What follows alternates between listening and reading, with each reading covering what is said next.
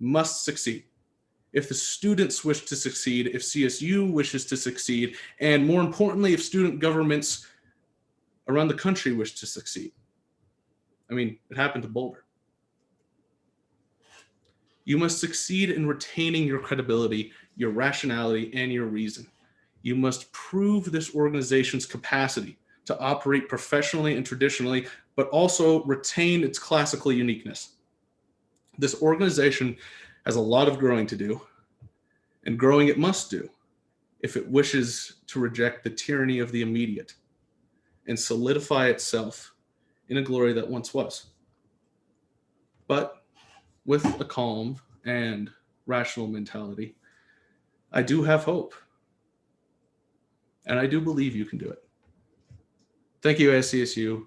It's been a great 4.5 years, and good luck. Thank you, Connor. Those of you that know, yeah, the $63 million that we have to spend in student fees, it's something we have to protect, right? Because he's absolutely right. I mean, it can be bundled into tuition like it has happened at many other universities. And so I would just echo that sentiment specifically of continue to fight for our right to spend our dollars, right? That's an important right that we have. Thanks for joining, my friend. Anyone else wishing to speak, feel free to raise your hand in the participants tab or message me directly. If you're a graduating senior that's graduating in December, we'll do the same thing at the end of the spring semester as well.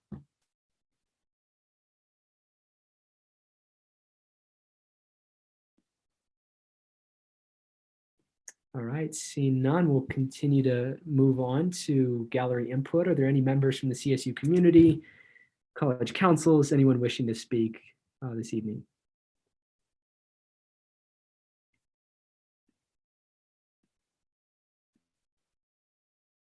All right, seeing none, we'll continue to move on to executive reports. President Taylor. Hi, yes. So I wanted to cover a couple of things regarding the winter break bill. Since that won't be on the agenda, we're working with Keith and Bailey, the accountants, on finding a solution so that all of our cabinet members can continue projects. And I thank you all so much for your due diligence. And for those of you that I talked with and we were looking at other solutions as far as making some reform and change in some things, I'm still extremely interested to work with you all. And as always, my email, my phone, if you'd rather call or text, that's always open. So I really look forward to working with you all in the winter break, not winter break, during winter break and then after winter break at the start of spring semester. And then Speaker Dixon, I have a quick question. So we have a couple of cabinet members that are wanting to give executive reports. I know that besides Chief Justice Sloss, Chief of Staff Sloss, we also have Food and Security Specialist Aaron Freeman and Deputy Director of Health under executive reports, just so you know. Okay, great. And then also the last thing I have to report on is, okay, so per the precedent of opinion 48003, the office of the president does not have to present SFRB candidates to Senate, as it is of the president's discretion, as that is not required by the Constitution. As such, Clayton Paul will be reinstated as a member of the Student Fee Review Board. That's all I have. Thank you. Point of information. Why? Just curious. Why is Mr. Paul going to be reinstated in SFRB? I didn't hear that last part. You're muted. Sorry, I was just making sure that I was yielded to. So I worked with Chief Justice Daley this past weekend as far as previous opinions that are delivered, because a couple of years ago, there were some members that were appointed as acting members and the court delivered an opinion. And then a year and a half ago, the court delivered another opinion regarding whether members who are appointed to boards that are not affiliated with ASCSU, so students that serve on the Student Fee Review Board are not considered members of ASCSU since it's a separate entity. And so with the Student Fee Review Board and other boards that the president and vice president are in charge of recruiting for and appointing members for, those positions do not have to go through the ratification process. And so even though that's been done several times through SFRB, because of this opinion, we are not required to do so. And since Clayton Paul is not unable, as where it stood last week, to sit on the student fee review board, I'm appointing him to the board so that he's able to sit as a member. So, and if you have any further questions as well, as far as precedent goes or the opinion, Chief Justice Daley or I, as always, please send us an email. Thank you. I yield. All right, thank you, President Taylor. And I'll just make a quick comment for those of you that have questions about that or want to discuss that. We're not going to do that in the Senate session, just in the interest of all of our time and to keep this civil. But I would encourage you, if you do have questions, please feel free to reach out to myself, and I suspect some future conversations there just to clarify some of the details of that. So President Taylor, you said you've got your team here. Is Aaron Freeman starting off and then going down the list? Okay. Hi. Aaron, you're on. Oh, yeah, there we go. Oh, sorry. Am I allowed to go? Yeah, sorry, that was me. That was Jasper. Aaron, you go ahead. I'll be going after you. Hi, everyone. I'm Erin. I have met a ton of you during ratification, but I work as this year's food insecurity specialist, and I was asked by Senator Gemma and Senator Benton to come tonight and just kind of give a little update on what I'm currently working on. I know there's been some disconnect between Senate and Exec, and I think a great way to start bridging that is by coming and explaining to you all and answering any questions that you guys have about food insecurity. So first, I want to start by inviting everyone to this food insecurity kind of task force that we all have going on. It's this really cool meeting where me, Gemma, Ben, Paulina, and Tristan Reyes all get together and we just kind of talk about things that we're thinking about for food insecurity, ideas for that. We're currently working on funding or starting a bill for getting parking spaces for the food insecurity Ramps Against Hunger food pantry, just making it more accessible to anyone so anyone can come use it. Currently, the Friday spot is 9 to 12, which fits right into the parking transportation services, where you have to pay. And so we're working on funding 2 spots for that so that you no longer have to pay for that, because I feel like we as a group completely feel that defeats the purpose of why you have food insecurity initiatives in the first place. So we're working to combat that.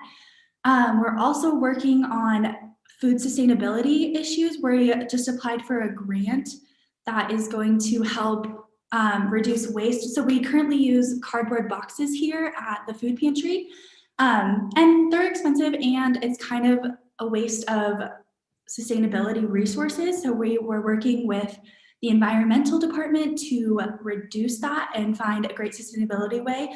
Shout out to Gemma for writing that. That was amazing. So we're also doing this really cool thing recently where we're adding,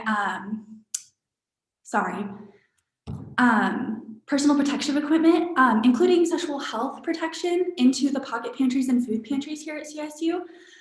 We find it incredibly important, especially in COVID, to take into account all aspects of health. So that's just a couple of the really cool things that we're doing. And I just wanted to invite you all to this meeting.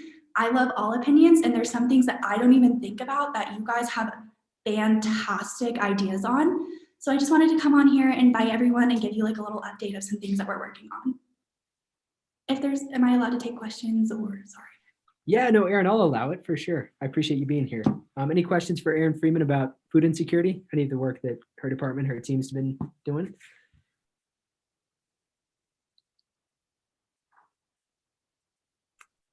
Right, see none, but Aaron, if you want to drop your email in the chat, I'm sure some of the senators and associates would love to reach out. So yeah, I appreciate you being here.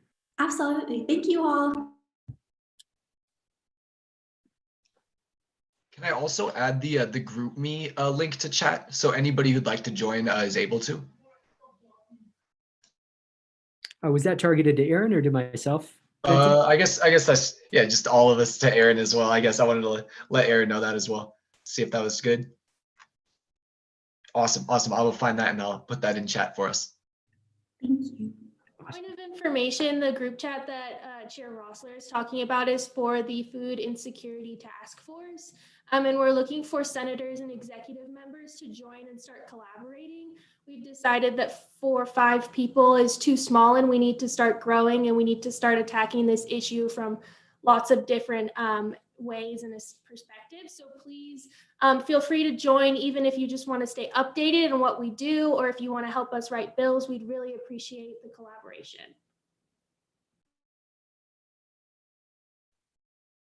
Thank you, Chair Blanco. President Taylor, anyone else from your executive team wishing to speak? Yes, Chief of Staff Sloss was going to give his report, and then our Deputy Director of Health, Bryce Hill. Sounds good. Over to you, Chief of Staff Sloss. Yeah, I'm going to take up some time. So if Bryce wants to share real quick, he could jump in. Otherwise, I can go. Is there a preference there? Okay. Yeah, either way works for me. All right, well, I'll go ahead and speak just real quickly. Don't take up too much of your time. But so I just wanted to bring to light this event that the Department of Health is putting on tomorrow. I do believe the front desk did send out an email about it, but I just kind of wanted to hop on and just speak a little to it. I invited some members of the microbiology department to come together and give a presentation to students about the current state of COVID, as I'm sure a lot of us have a lot of questions that we're not really quite sure how to address, where to get answers from. So hoping that this is an outlet for anybody that has some questions that they'd like addressed. So if you refer to that email, it should have a Zoom link where you can register for the webinar, submit questions for pre-screening, and it's tomorrow from 5 to 6:30 on Zoom. And if anybody has any questions about it, feel free to contact me. I'm very excited about this, so thank you.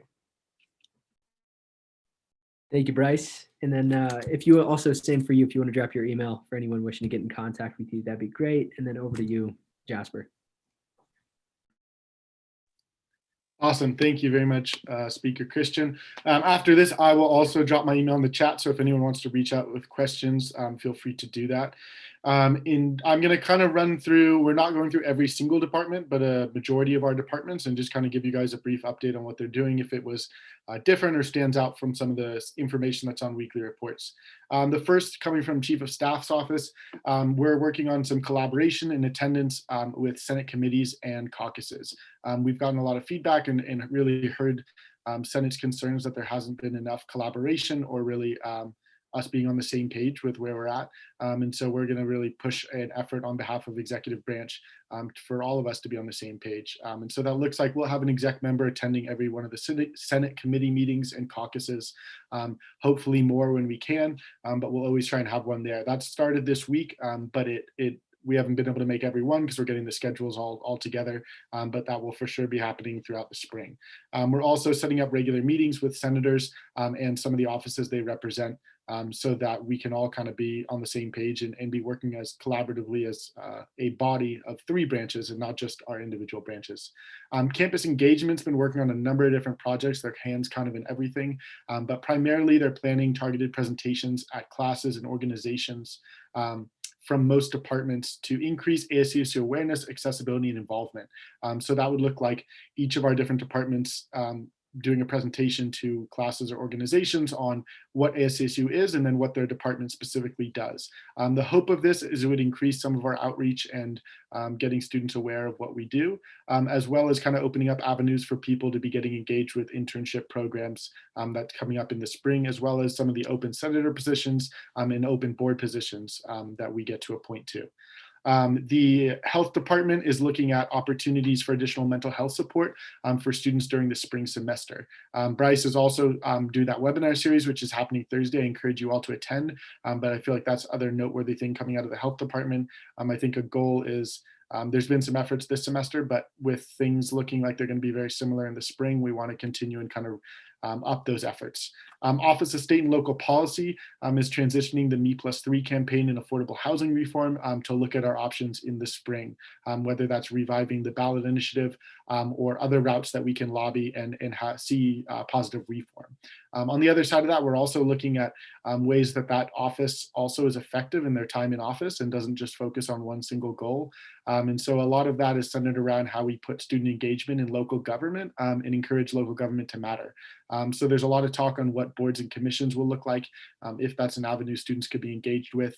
And there's already some reform on term length that might open up some possibilities, but as well as some increased awareness campaigns around the municipal election that will be happening in April, where we'll be electing local officials such as the mayor and city council and such. Diversity and Inclusion has been working on collaborating with campus engagement on a webinar series for international students. They've also begun meetings with SDPS offices and how the Diversity and Inclusion Office can better collaborate and support on their projects, as well as work on the lead council in creating bylaws to make that an active avenue for diversity and inclusion initiatives and really have that be part of the conversation that we're having. We also are looking at traditions and programs. They're working with housing and dining to put care packages in for the first year, for first year students at the beginning of the spring semester. So that project will be happening within the first week that we're back, and then setting it up over winter break. And then they're also looking at reusing and revitalizing the ASCSU records website, which is a website that has information from past administrations, past senates, past judicial branches, and really is an avenue to all documents ASCSU that in the last 2 years or so has not been updated as much. And so we think that would be a really good way for us to be able to access what's happened in the past and kind of continue the legacy so it doesn't kind of stop and start each year. Last few departments, we also have marketing. The new website is live. So while the executive branch has a page on there with information on executive members, there's now a website, taylorschindler.com, that's more of a current what's happening and has a lot more room for updating information. So feel free to check that out. We're going to be using that to update on what's going on that's current, members writing articles, financial transparency on, that's been a big concern of students is where's the money go? And so we're going to use a number of those pages to kind of give updates on what this administration is doing and how it's utilizing its time. Finance, BSOF is well underway. Thank you for the ratification of all those officers and getting them on board. They've approved a funding request to a landscape architecture group. But that is the only funding request been able to approve so far. So they're looking to get more applications. So put the word out. BSOF is the Board for Student Organization Funding. So any student organization that's a registered RSO can apply through them and receive funding. There's a ton of money in the budget this year, and we're not really on track to use that much of it. So they're hoping to get more applications. They've had a change in their bylaws so they can fund food or office supply requests. Because this year is different and because there's a lot less organizations meeting and using funds, that they want to try and support people any way they can. So that's a great avenue for any student organization to find funding. Last but not least is environmental affairs.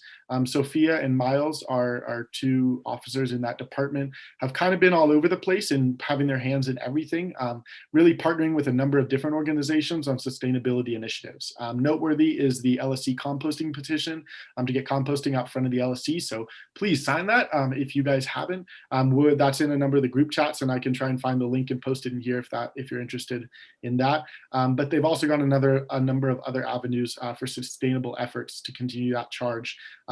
One of them is an FSL recycling program that they're working with a number of the chapter facilities for fraternity and sorority life and get recycling set up at those houses because majority of them just have a trash system right now. And so that means a lot of materials are going to waste and not recycled. So that's about everything. Last but not least is Rocky Mountain Student Media.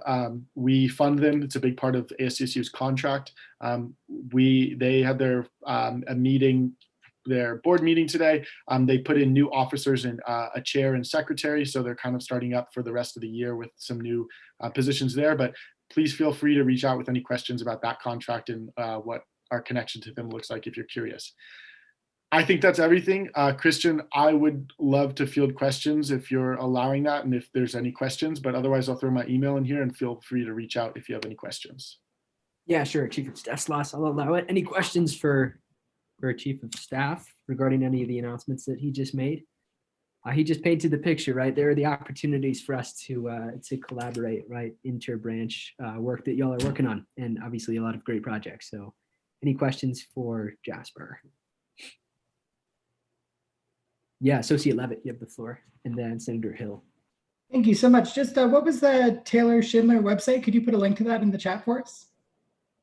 Yeah, I will put a link. It is literally taylorschindler.com. Also on the ASCSU website, if you go to executive branch or the homepage, there's a link thing at the top. So you can always find it through that, but I'll throw it in the chat too. Thank you, Associate Senator Levitt.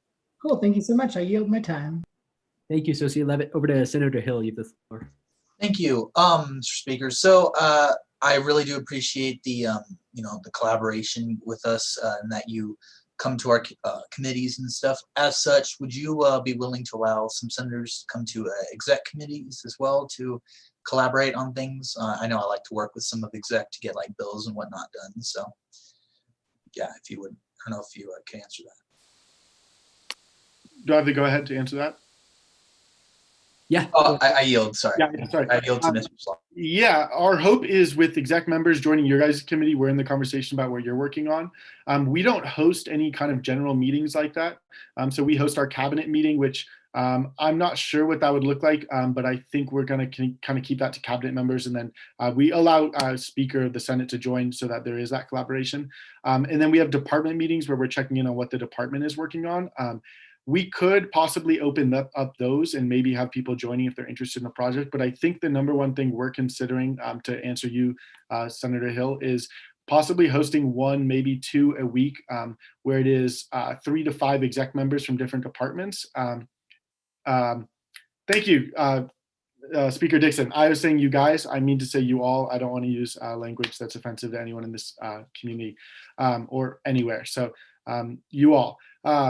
As to answer your question, I think one of the things we're considering right now is hosting a meeting. It would be 3 to 5 exec members, and it would be open to any senators or members of the judicial branch to join and talk about what projects we are working on, and if you guys are interested in collaboration.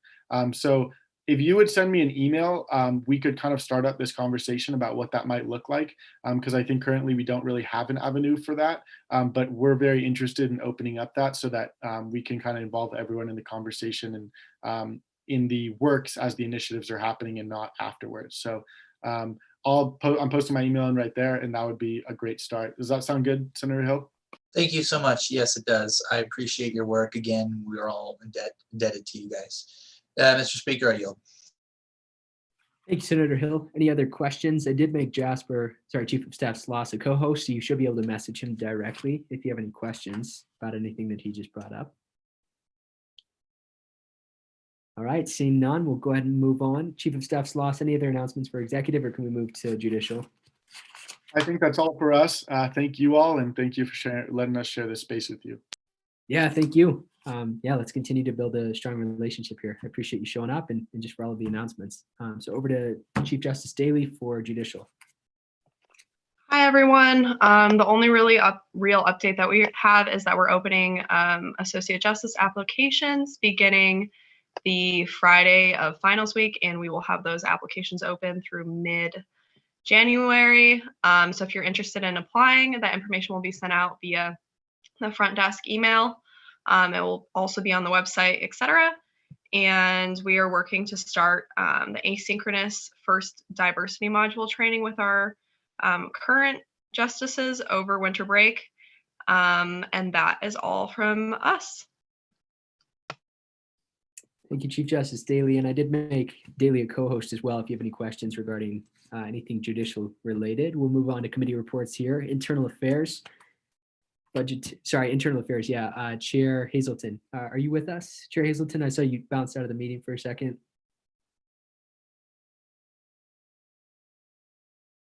Let's see, hopefully you can hear us.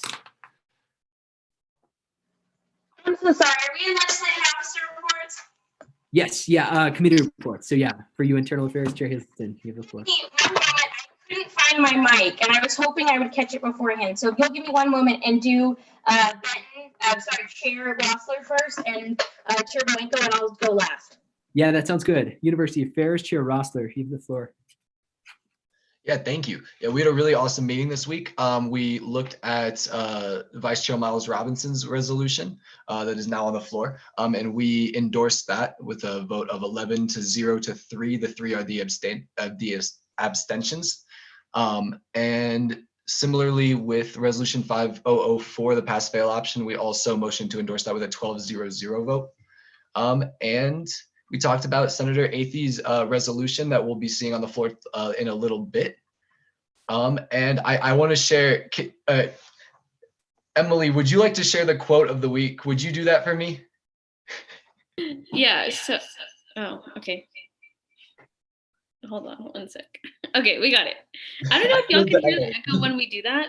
Can y'all hear that? Oh, okay. I'm really sorry for people using headphones. But basically, we had like a quote of the week and we were just chatting and I said, cries in Spanish is the mood of the week. Search it up on Google. It's funny. That's about it.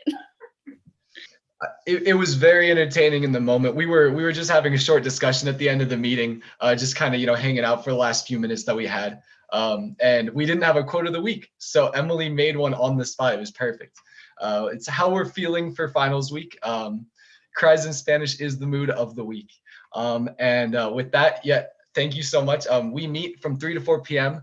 on Tuesdays. And so, or I guess next semester, we may be changing that based on classes. So we'll work on that and I'll let y'all know. And I actually do want to yield to one more full, Miles Robinson. Would you like to share about the feud that we may be having going on? Yes, and thank you, Cher, for recognizing me. This past week, we had the unfortunate fate of not breaking the attendance record that Chair Gemma Boyenko has set with her committee, which is a very sad tragedy. However, next semester, we will be coming for that record and we will be breaking it, and it will not be broken again. On a more serious note, this little feud that we have going on between budgetary, it's all in good fun. It's all in the spirit of friendly competition, and we want to encourage you all to take part in that, as it's a way to get involved in these committees, because we do talk about really important things, and we want to work through those things, and we want as many voices at the table as we can possibly have. So yeah, like Chair Roster said, please come to University Affairs. We're not sure on what the time will be for next semester, but you should definitely come and join. We have a lot of fun, and we're going to beat the damn attendance record if it's the last thing I do. So with that, I yield. Thank you. Thank you so much. And with that, I also yield. Thank you, Chair Rossler. Without further ado, we have Budgetary Affairs, Chair Boyenko. Go ahead. Thank you, Speaker. I just think it's funny that Miles thinks they're going to beat our record next semester. I'd like to see you try. Last week, we discussed the winter pay bill and the reasons why Senate leadership decided to remove it from the agenda. If you're interested in our reasonings, I'd be happy to meet with you one-on-one or email, or I encourage you to watch the live stream that we recorded. It was the second half of our meeting, so the second hour was incredibly cathartic and candid, and senators were willing to be vulnerable and talk openly with exec members, and for that, I thank you all.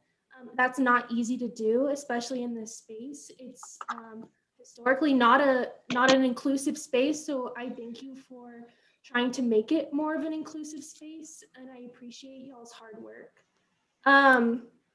As for this week, it looks like we're not going to have any bills.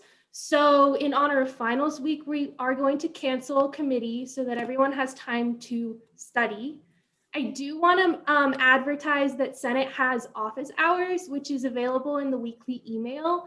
And I am there from 11 to 2 on Fridays. So if you want to work on some legislation, workshop it, ask questions.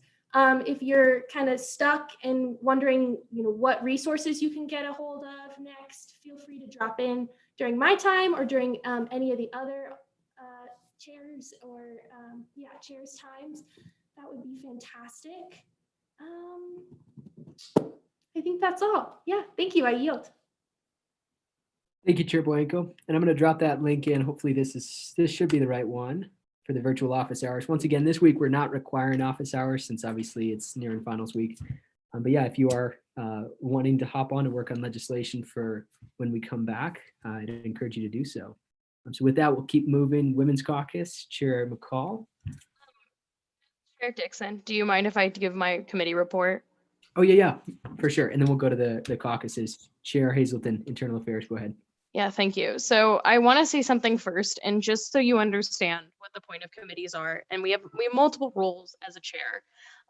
One of the primary roles in my position is to overlook governing documents and ensure we are maintaining constitutionality and the bylaws at all times.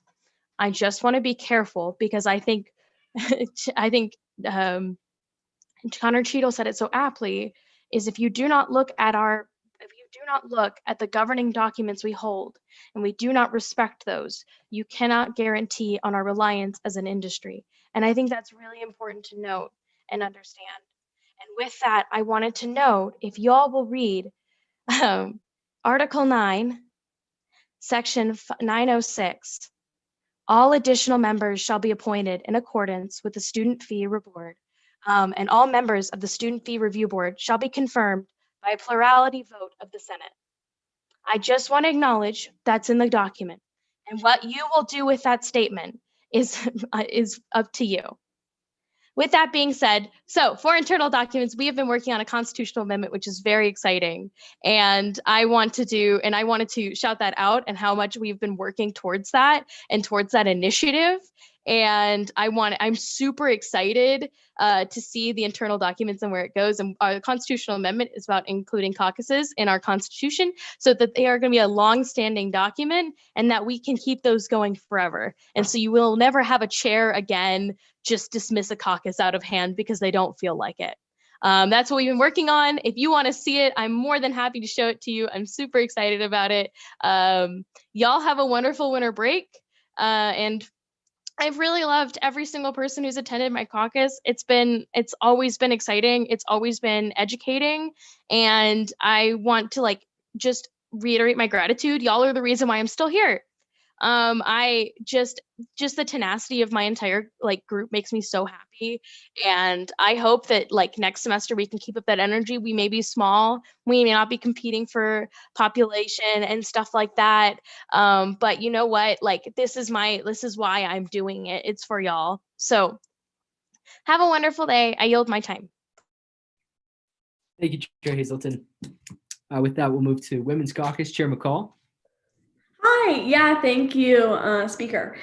Last week, we had a really, really great meeting. Monica, the director of the WGAC, came and talked to us a little bit about Title IX and kind of what the WGAC does with that. She had a presentation that she gave to us that she also sent us the link to, or the PowerPoint. So if anybody wanted to see that didn't get to go to the meeting, I'd love to share that with you. I also have a recording of the meeting too. If anybody wanted to look it over, that was really helpful. Tomorrow in caucus, we meet at 3:30 tomorrow for our last caucus before finals and, for the semester ends. And we are really, really lucky to have Audrey from the Title IX office coming and talking to us a little bit more about Title IX and all those kinds of things. I'm very, very excited for her to come. And I really, really would love to have a bunch of attendees to listen to her speak because she's, we've been planning this for almost a month now. So I'm super excited.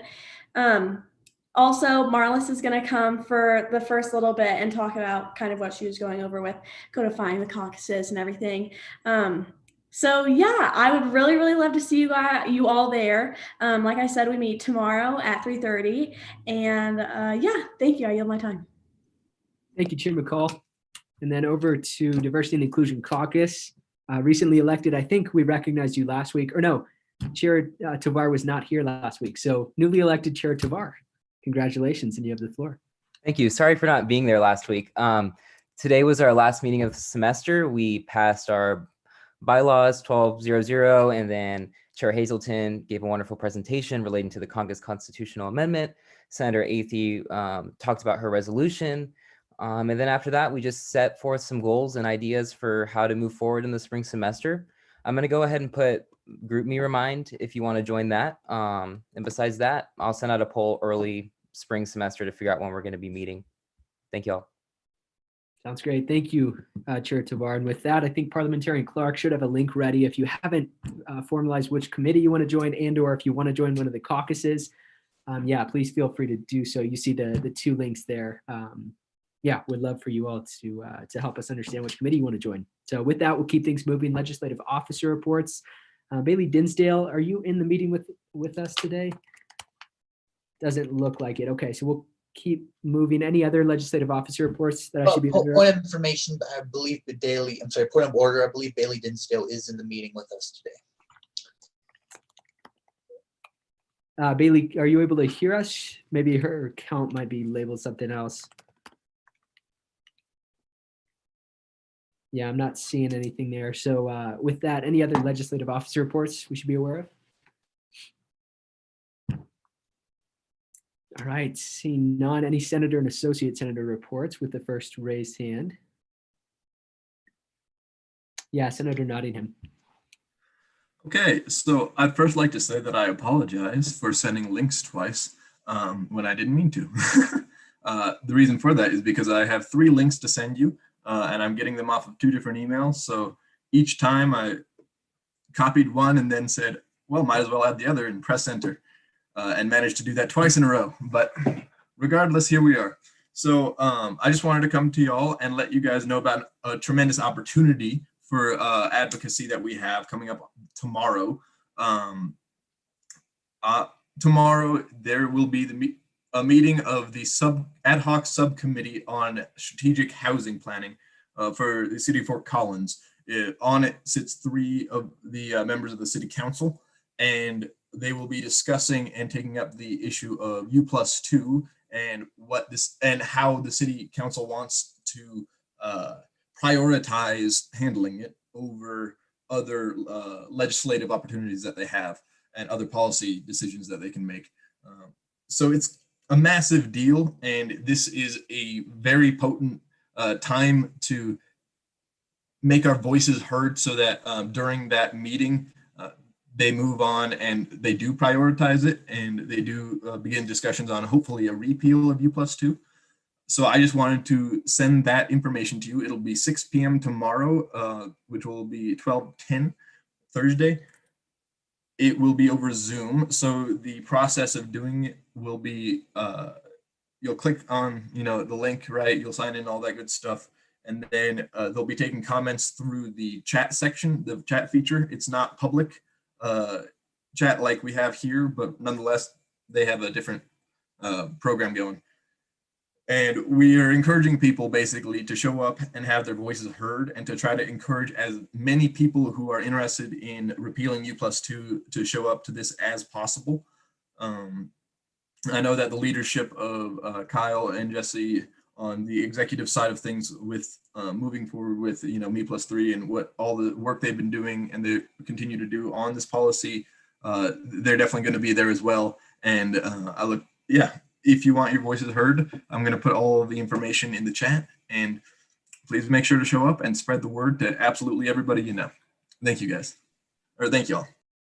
Thanks, Senator Nottingham. And you said it starts at 6 p.m. when the public comment is going to open for that ad hoc committee? Yes, that's correct, at 6 p.m. We encourage everybody to stay, but if you're not able to, at least submitting a comment is very helpful. So again, I yield. Thank you. Great effort. Senator Hill, over to you. Thank you, Mr. Speaker. I would like to first go over a few bills that I'm thinking of. I had a chat with the student body president, Ms. Hannah Taylor, regarding a new idea about she wanting to propose put like some money with a lift, not lift, but like a ram ride, and help pay for it and fund it to have like a, I don't know, I guess I can, is Ms. Hannah Taylor in here? Could I possibly yield to her, Mr. Speaker?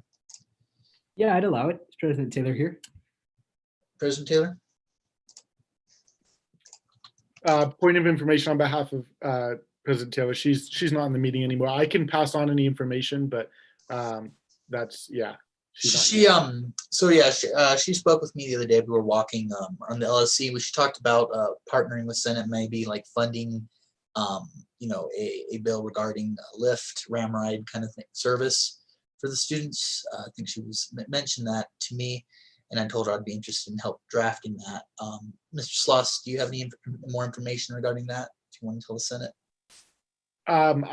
I do not have any updates. Okay. So be on the lookout for that next semester as I do that. Second thing, the bill regarding the that I'm doing to put bike cameras around bike stands on all over campus is still tabled in budgetary committee.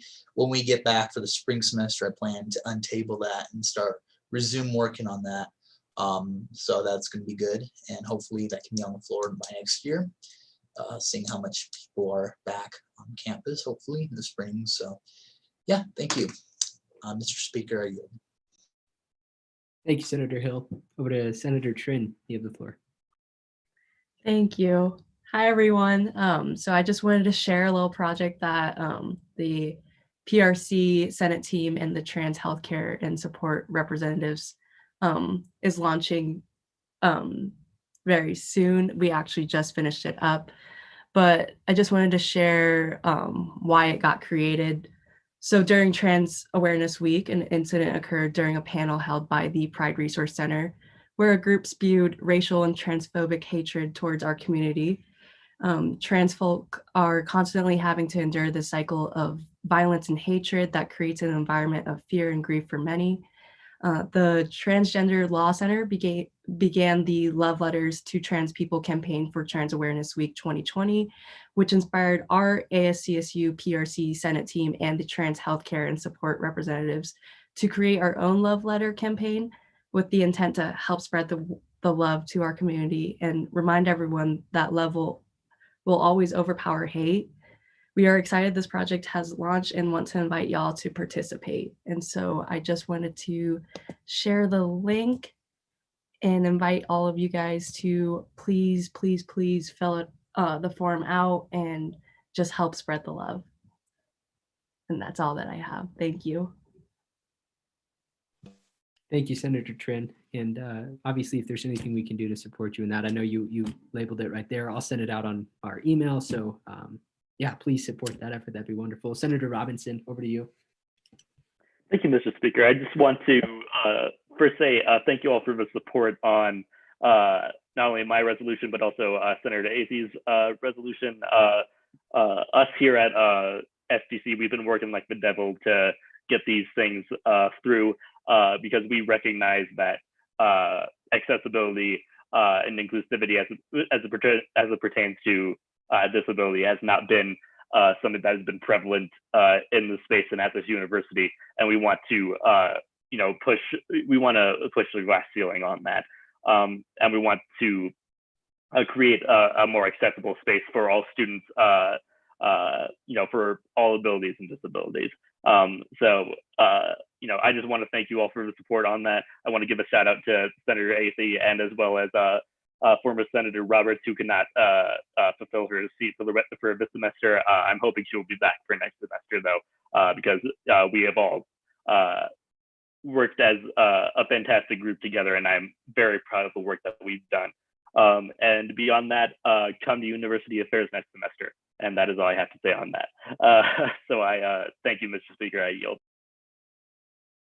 Thank you, Senator Robinson. Over to Chair Rossler.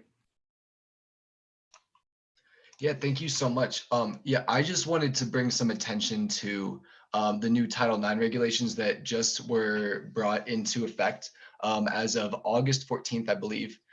They are much more broad. They don't include half as many people, and they perpetuate the trauma that survivors face.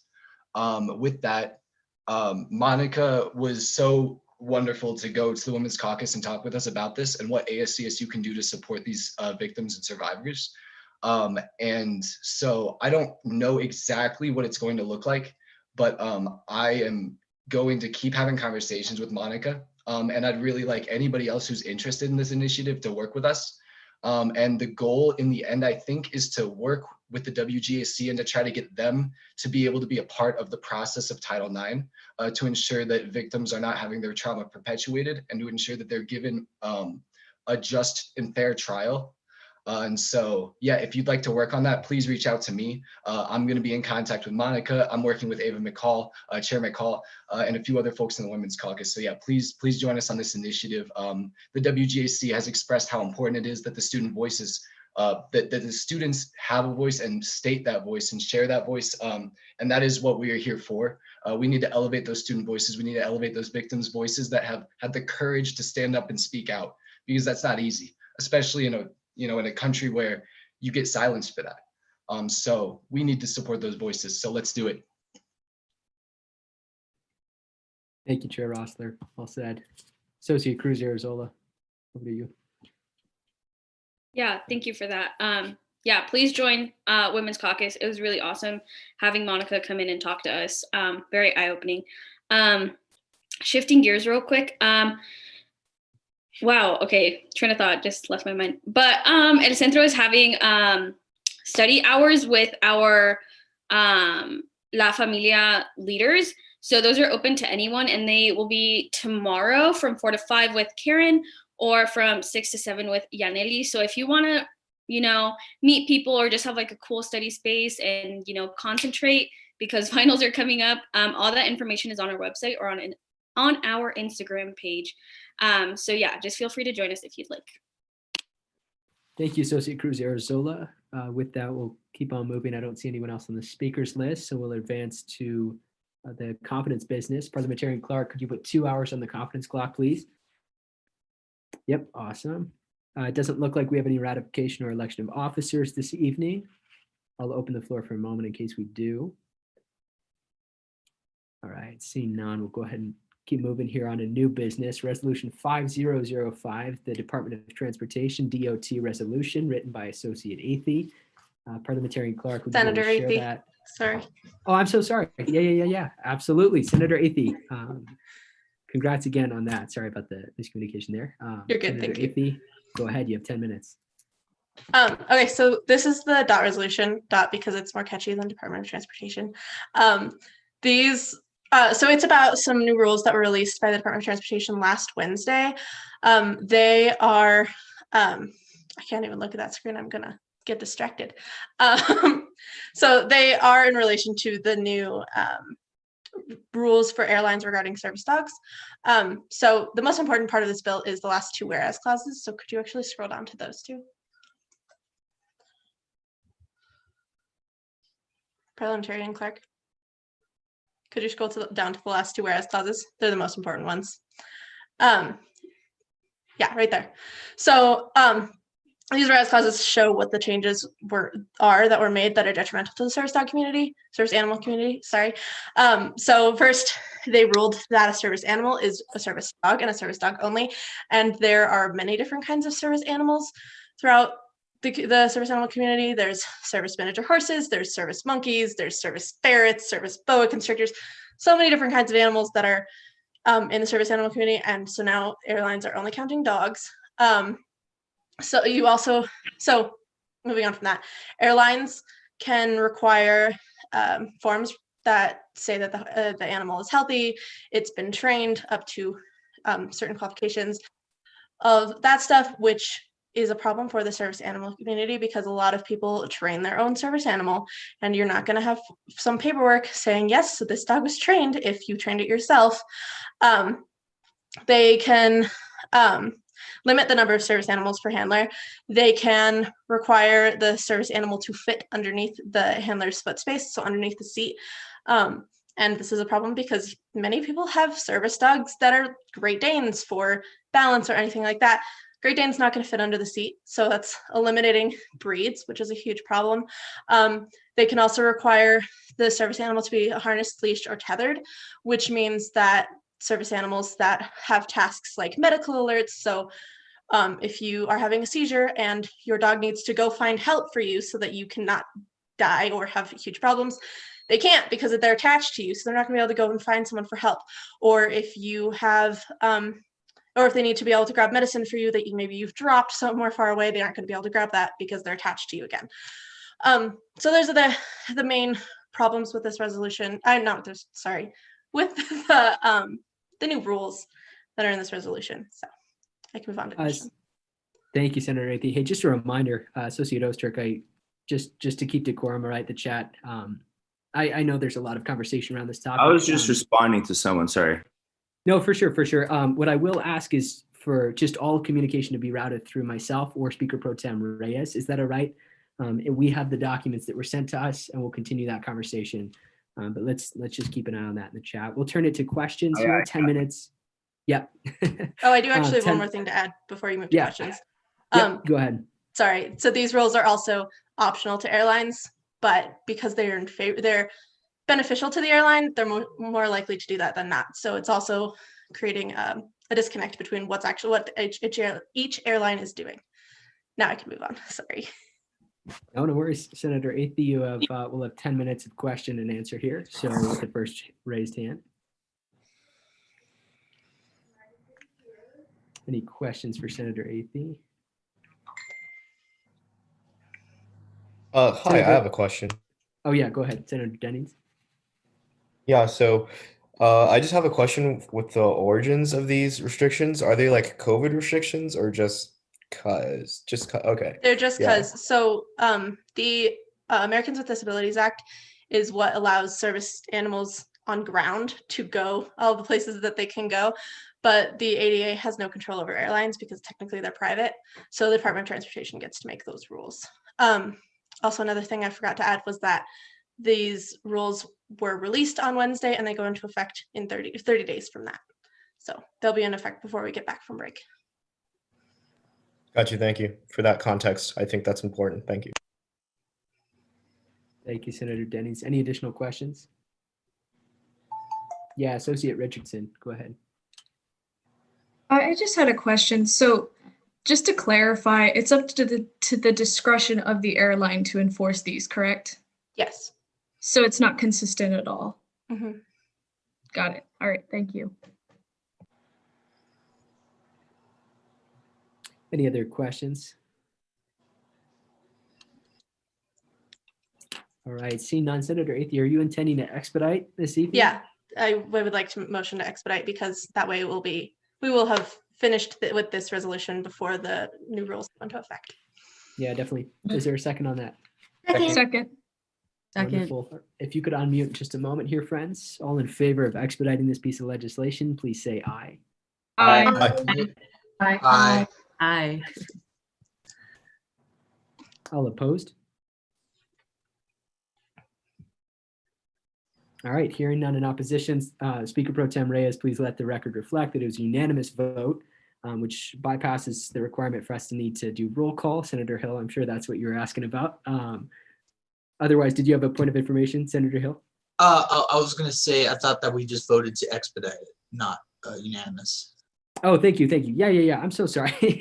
My brain is jumping ahead now. So yes, we motion to expedite, which means that we'll now be discussing this. So I will open, thank you for catching that. I'll open 20 minutes of discussion and debate on this piece of legislation. Yeah, Senator Robinson. Thank you, Mr. Speaker. I want to implore everybody to vote yes on this resolution and make that and have that be the statement of the general body. We say this all the time, and it's a perfect example of this. These are the things that we don't know that we don't know. Me and Senator Athey, we represent the same office, and I didn't even know that these were things that were happening. And I want to make that a point that like I said, these are the things that we don't know that we don't know. And we're only going to get to know these things if we get as many voices in the space as possible, and if we have that lived experience in this space. So beyond that, I want to say thank you to Senator Athey for bringing this to our attention, because it is so important. And if I could, I would like to seek unanimous consent to pass this resolution and adopt it as the Senate. point of information, do we need to like have a roll call for any resolution after the second reading? Senator Hill, I'm going to bypass that. If we have a motion for unanimous consent, that would be the same as the Second. roll call. It would be indicated there. And we don't need a second on that, but thank you, Ryan. With that, is there any dissent to passing this unanimously? All right, seeing none, Speaker Pro Tem Reyes, let the record reflect it. Now it's a unanimous consent. And can we get a congratulations for Senator Athey? Wonderful work there. Thank you guys so much. You all so much. Speaker Pro Tem Reyes, do you have a point of information? Oh, no, I was just clapping for Senator Athey. Oh, sorry. Okay. Yep. Yeah. Congratulations. With that, we'll move on to old business, resolution 5001. At this point, I'm going to turn over the chair position to Speaker Pro Tem Reyes, since I'm the author of this legislation. So go ahead, Reyes. You can go ahead and take over, and I will take the author seat. All right. So if the parliamentarian, or excuse me, if the Internal Affairs Chair will present the changes from Internal Affairs to the resolution.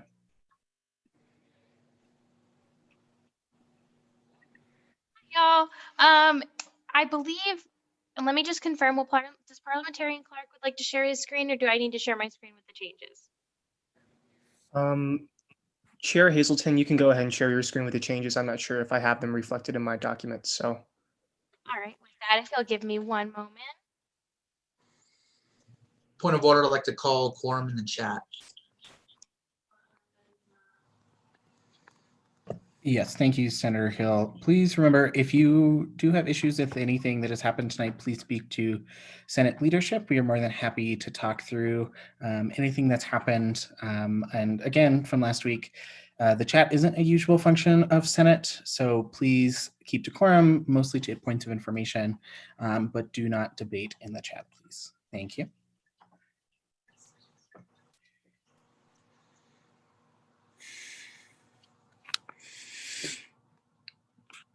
And I apologize, y'all. I gotta pull it up. It's been a hot second since I've seen it.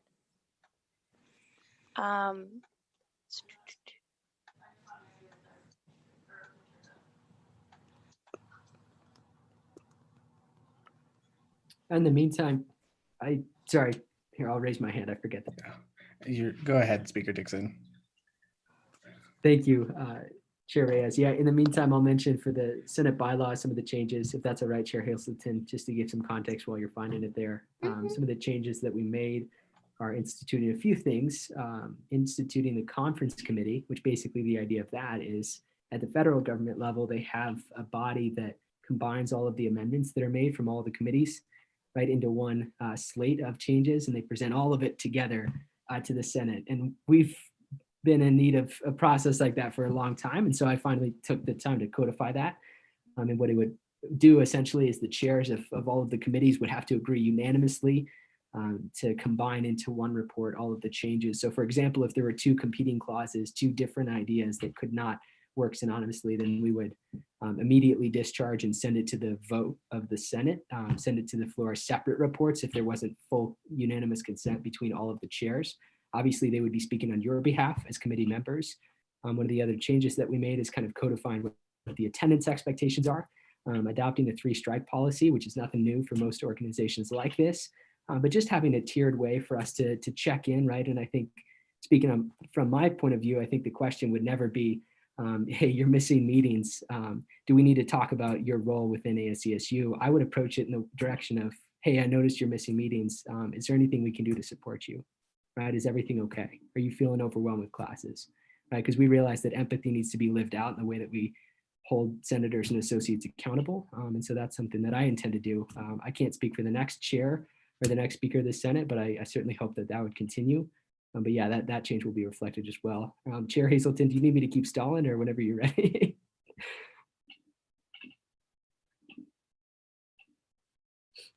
I am good to go. Okay, so hello, y'all. All right, we're back at it again. So really quickly, starting at the top.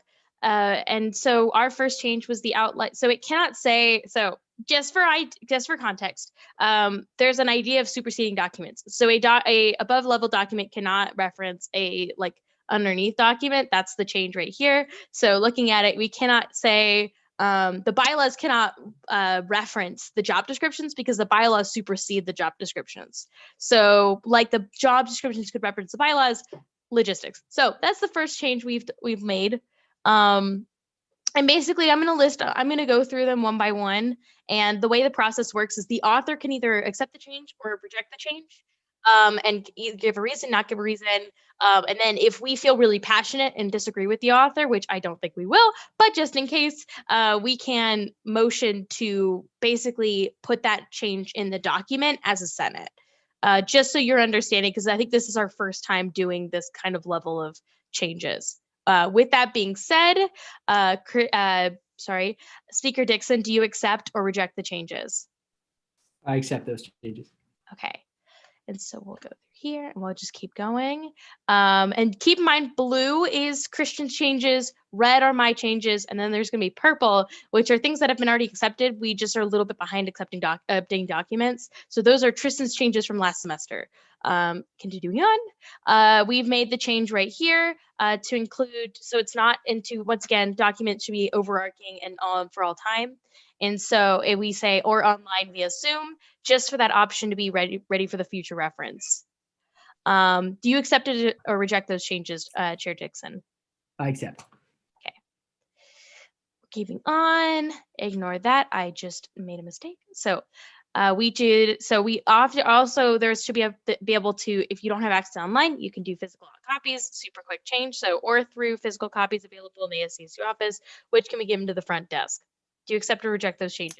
I accept. All right. So I'm just, for sake of clarity, I'm just going to stop talking and I'll let you go for it so I don't have to say the same thing over and over. Another change, the senator now has the responsibility to follow through on the micro legislation, such as talking to the original writer, formatting, filling out the bill, and getting endorsements or sponsorships.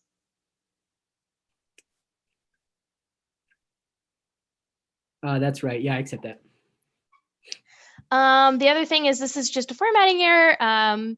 So as shall be outlined as XXX on the official legislation template. For example, the third micro legend of the 50th Senate would be the M Bill 5003, and then we have and or. Yep, accept both of those. Okay. Micro legislation will be formatted by the parliamentarian before being presented to the Senate and is exempt from the clause in its original form. Can you hover over it one more time? Having trouble finding it there. That's FA. Yeah, I'll accept that as well. And we'll go down here. So this is a bit, so just for context, we're going to skip over this one really quickly because this is a fundamental conflict. This is a big part of why the conference committee is so important. So this change will directly conflict with budgetary, and so we're going to put it to a vote at the end of the document based on what the Senate desires. So this is originally what it looked like. So six from each senators, associate senators, or members elected or appointed to with ex officio status. That's a typo. With ex officio status, that's meaning who can endorse it. Originally, that's what it was. We were changing back to what it was originally. So that's what it was originally, and we want to change it back to that.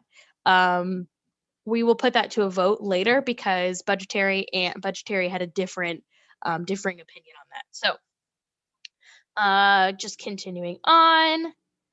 The legislative cabinet, as outlined in the cabinet bylaws, the presenting members of blah, blah, blah must come to a unanimous consent in order to endorse. That's just clarification on what the process is in the cabinet bylaws. It's just rectifying a small mishap. Do you accept or reject those changes? Yeah, I accept. Okay. Continuing on. Legislative, so we moved this responsibility from University Affairs to the Legislative Cabinet as a whole, given the fact that it didn't really fit under University Affairs purview. With that being said, do you accept or reject those changes?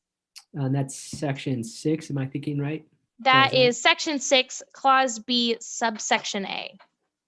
Clause B, subsection A, yeah, I'll accept that one. Let me make sure real quick. Legislative Committee, yes, yeah, that works.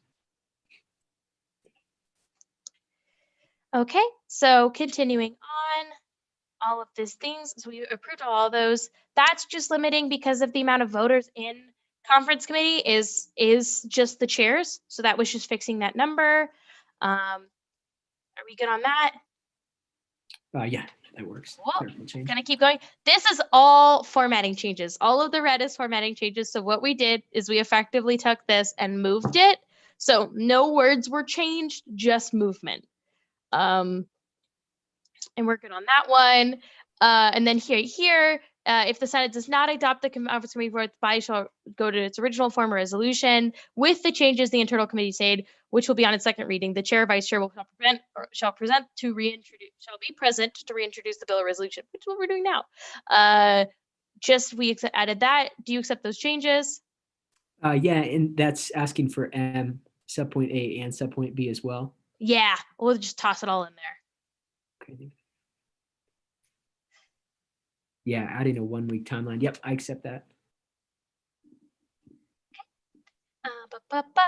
All of this is already approved. So this is a lot of, once again, there's a lot of movement. A lot of this is reformatting just for simplicity's sake. And so it's a little easier to find things. So this is a reformatting. Do you accept or reject that formatting change? That's under. That is section 8, subsection or clause A. Subsection 8, clause A. Yep. Okay. Senators shall perform weekly office hours. And then once again, this is going to be a change that we're going to have to put to a vote because the committees had irreparable changes and irreparable. Oof. So this one, ours was for simplicity and, well, I'm so sorry. This isn't, I'll explain this really quickly. I misspoke. So what we ran into is the bylaws cannot so the bylaws and the job descriptions were contradicting one another. And in our internal committee, we had the discussion of so the job descriptions is like the hours that the senator works should be filed under job descriptions, and so that change is reflected here. Sorry, we're not putting this to a vote. I apologize. So senators shall perform weekly office hours as per the Senate job descriptions of the current Senate. Do you accept or reject those changes? I accept. Okay. Senators are required to spend one of their office hours at an ASCSU internal committee and one office hour at the respective council or SDPS meetings when there is one scheduled. Basically meaning if you have, so the hour spent is not required if you do not have a meeting or if your like for example, CVMBS is every 2 weeks. So I can't be required to go to a meeting weekly if they're only every 2 weeks. That's the change there. Do you accept or reject that change? Yeah, I accept. Okay. Same concept. Associates shall perform weekly office hours. I'm just going to read the whole thing in its entirety. I'm going to read clause C in its entirety. Associates shall have their job descriptions. And then it's the same thing just for associates. Once again, all of these different things. Do you accept or reject those changes? That's section C, subpoint B says associate shall be responsible. Yeah, so just all of clause C. Do you accept or reject that change? Yep, that looks good. Accept. Okay, so once again, huge movement. So I'll show you right here. It started here. We moved it back up just because it should really be, we wanted to outline all of the responsibilities of a senator before we started talking about like how to discipline. So senators, these are the same clauses, just a formatting change. Will you accept or reject that formatting change, Speaker Dixon? Yeah, I accept. Okay. So just a quick change. Then this is a change. This is the one this is the one we have to vote on. Is our Senate believed that because the confidence clock is 2 hours long at a minimum, that's how long we're supposed to be spending on legislation per night. That's what's delegated originally. So we feel the 2 hours was too short, so we bumped it up to 3. The 4th hour will count as an office hour, et cetera, et cetera. So with that being said, that is going to be put to a vote because that does change. That is a big change. That is a difference between budgetary and internal. That's the second one that we're going to put a vote, and we'll do that once everyone else presents their changes. We'll put those 2 to a vote. With that being said, the office hours are blah, blah, blah. So here it is. These office hour requirements may be deferred at the Speaker of the Senate's discretion, given that the Senator Associate logs 5 hours per month and submits a substantive biweekly report done at their position at ASCSU. I believe that's moved. Yes, that was moved. So that's just a format change. That's still his. That is I don't actually, to be perfectly candid, I don't know if that is already a part of the bylaws or if that was already part of the yeah. So this is already part of the bylaws, just a format change. Do you accept or reject that format change? Yeah, I accept. Thank you. Right here, we also clarified because if you do get that prior approval, that's what's important. So we did include that. Do you accept or reject that change? Yes, I accept. Okay, going through, we've already gone through all of that. I believe that, oh, a couple more, sorry. For ad hominem attacks, we also included, oh, okay. So we also included or statements. So yeah, or statements that would needlessly restate the position. Do you accept or reject that change? Yeah, I accept. Yeah, just those 2 word statements that. Just the 2, yeah. I think it's grammatical more than anything else. Yeah. And I believe that is it. Oh, one more. My bad. The chair cannot send the legislation to the same committee twice as stated in section 6, clause P. That's already stated in the bylaws. We just wanted to reiterate it here. Do you accept or reject that change? Can I clarify with regard to Lex's changes to the Constitution that have to be read 3 times? Yeah, Can it so be sent back in that event, in that situation? so you would send it to, so this is already in the bylaws, we're just clarifying here. So the different with the Lex, what you would do is you would send it to one or 2 committees, and then on its second reading, when it goes back to committee, you could send it to a different committee, but you can't send it to the same one. They could make changes. So let's say like internal and university affairs, it was sent to first. Budgetary could make those final changes, or you could, or vice versa, in that variation thereof. Yeah, that makes sense. I accept. Okay. That was that's actually not an edit. It just looked, I don't know why it said that. That's okay. Just keep going. And that's it for internal changes. And so thank you for listening. I know it's tedious, but this is the legislative process. So thank you for listening. We'll come back to those votes and we'll just reiterate those one more time. So don't be super worried about that. And with that, I yield my time. Thank you. Thank you, Chair Hazelton. Chair Boyanko, if you will present your committee's changes. Yes, happily. All right, so our committee made 3 different changes to the internal committee. So our first change is in section 8, clause C. Oh, does someone have You want the to document? share your screen, Chair Boyanko? That's a really good question. Chair Hazelton, could you share your document so not to confuse everyone with the different documents? Yeah, if you. Sorry, we're playing the mute game. I totally get your pain, Associate Senator Cruz Arizona. So what I'll do is I'm going to share both documents just so you can see Chair Boyanko's changes as they are. If you'll give me a hot second, just so we can see. Make sure I got this all lined up. Awesome, awesome, awesome, awesome.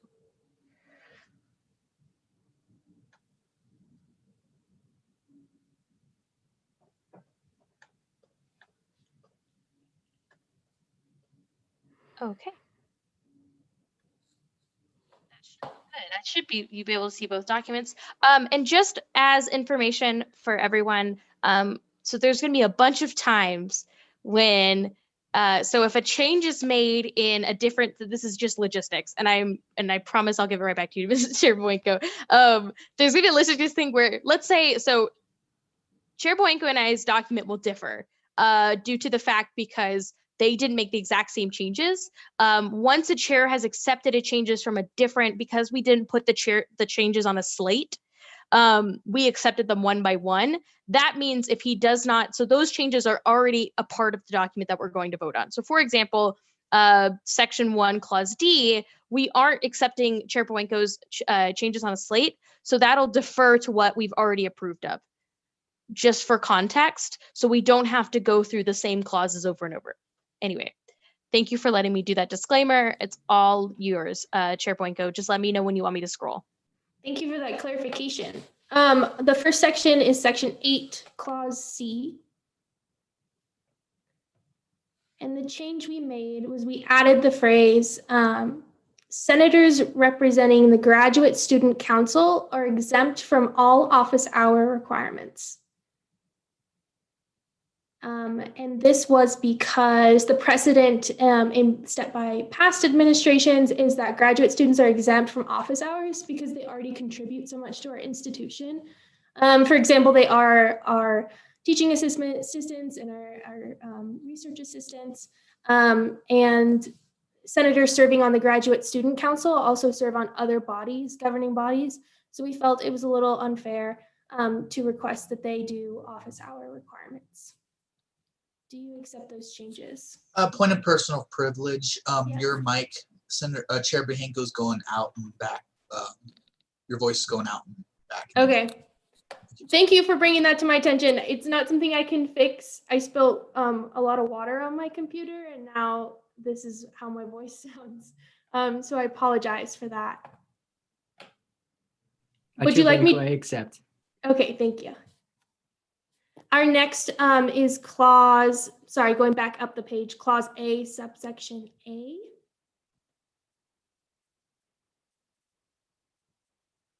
All right, and the change we made was we added the phrase at the end of that subsection to say, senators are required to spend 1 office hour at their respective college council meeting, or if applicable, SDPS meetings. We did so to recognize that SDPS offices do not have, some SDPS offices do not have meetings, or their meetings are not standard weekly 1-hour meetings. Do you accept those changes? I do accept that. Yep. Thank you. And then clause B, subsection A is the same exact change. We added, or if applicable, SDPS meetings for the same reasoning. Do you accept those changes? Yes. Thank you. And our last change we made was to clause G. Sorry. Yes, clause G. And we increased the minimum requirement for, we kept the minimum requirement for overtime at 2 hours, while Chair Hazelton's internal committee raised it to 3 hours. And our logic was that the confidence clock is 2 hours long, so anything over that should be rewarded. And So, that's something. Mr. Speaker, could I send that to the body for a vote? Yes. So just to make sure everyone knows what we're going to be voting on, an affirmative is I'm going to put out a poll and you'll vote either yes or no. Voting yes will put the requirement at 3 hours more than 3 hours in order to reduce office hours. A no vote will put that at 2 hours, and the 3rd hour will continue and count as office hours. Does that all make sense to everyone? Mr. Speaker, do you mind if I clarify for any new senators? Yes.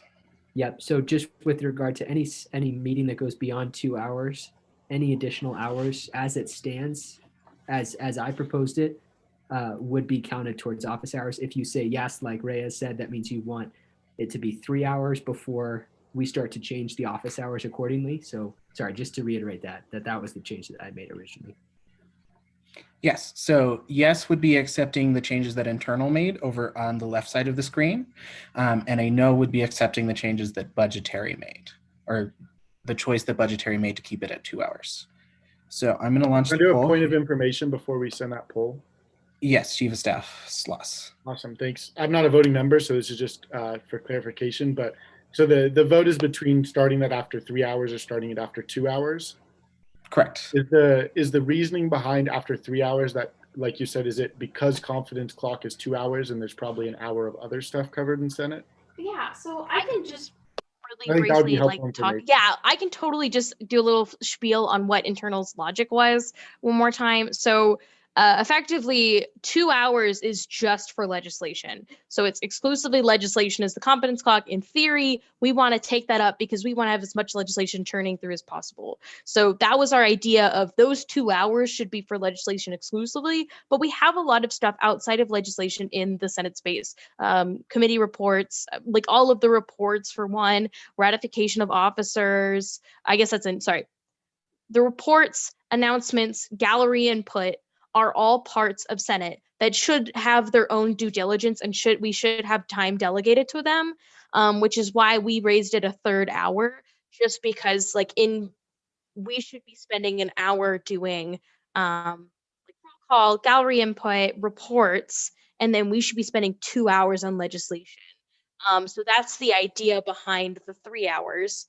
And I understand that and I'll let Chair Boyenko just briefly overview why budgetary wanted to keep it at 2, the change that Speaker Dixon originally said. Thank you, Chair Hazelton. We decided to reward senators at 2 hours instead of 3 because the confidence clause is 2 hours. And quite frankly, we felt that office hours were quite high already. And so we wanted to make sure that our senators were meeting them easier than they have in the past, because at times we will spend 4, 5, 6 hours in this Senate session, and I think we thought we should be rewarded for any time spent on things other than legislation, if that makes sense. Does that answer your question, Chief of Staff Sloss? Yeah, definitely. I just wanted to kind of lay it out clearly and make sure it's all good. So thank you. Thank you for asking the question. Arizola? Sorry. Associate Cruz Arizola, did you have a question or a point of information? Yeah, point of information. I was just wondering if this vote would be open to everyone in this space, or would it just be voting members? I believe it would be open to everyone since this is procedural. This isn't a vote on the final passage of a bill. So associates would be able to vote on this piece of legislation also, or on this change also. All right, so I'm going to go ahead and launch the poll.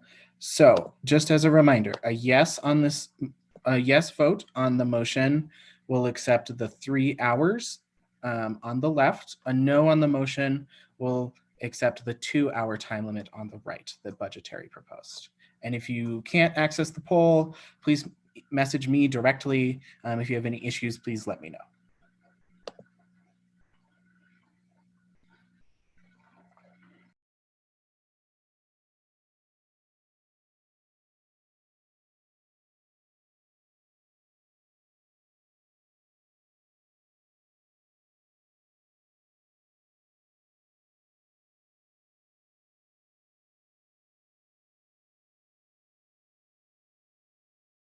All right, last couple votes trickling in. Give it a few more minutes here, a few more seconds.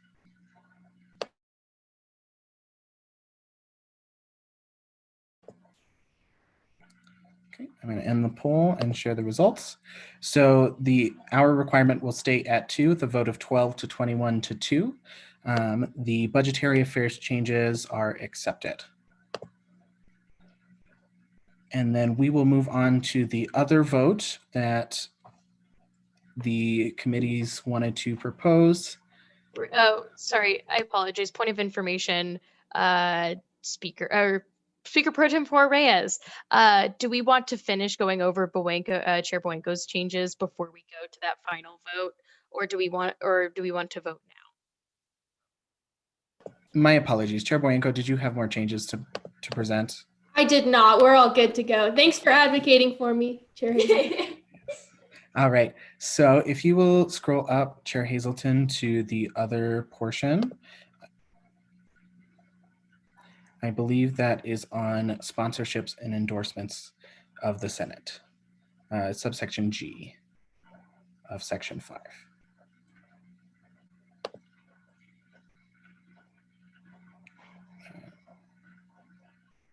Right there.